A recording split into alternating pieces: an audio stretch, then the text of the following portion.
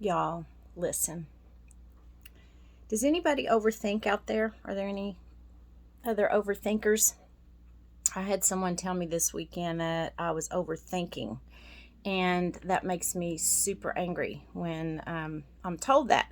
It's not because it's not true, it's because I know my own flaws. And I also know that I'm working on that a lot. And I also know that there are reasons that I overthink. There usually are. Children that grow up in a lot of chaos sometimes learn to overthink to be able to control their minds and create a false sense of control.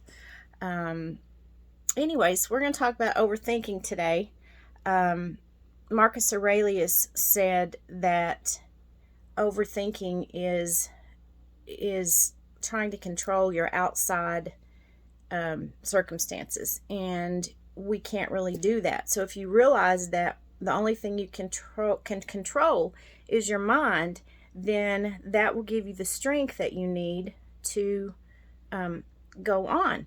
And if you look at your mind like leaves, your thoughts that are like leaves on a tree, and your being is being deeply rooted like an old tree that's got lots of roots.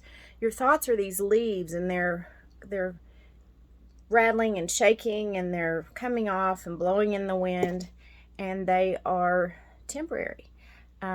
There's a saying, "This too shall pass." I always thought that came from the Bible, but it was actually the great Persian poet Rumi, who I absolutely adore, that said that this too shall pass. So these thoughts, these leaves that are rattling around and blowing off, they're impermanent. They're unstable. Your being, your tree, is the stable thing. And so we let these thoughts pass through, but we don't hold on to them. And how we do that is to stay in the present.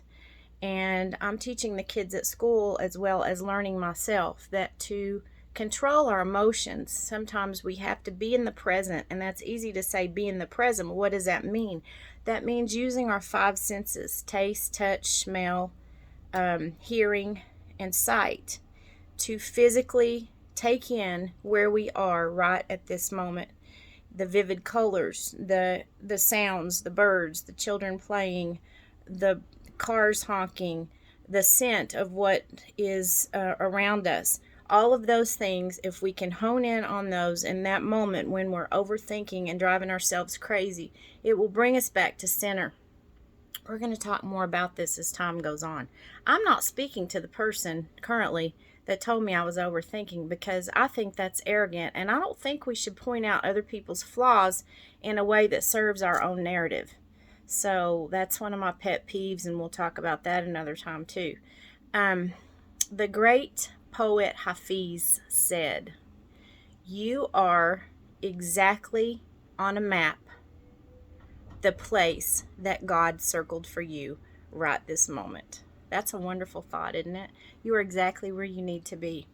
For all of those that I didn't wish happy Diwali, that was yesterday and the 5 days leading up to, I hope you have a wonderful new year. That is the Indian New Year. I'm wearing my kurti today, and I had an Indian feast last night. I am a fraction South Asian. We believe maybe from the Kashmir region. So namaste to you guys, and Happy New Year. I love you all, and there's your goddess goodness for today, and I hope you have a wonderful day.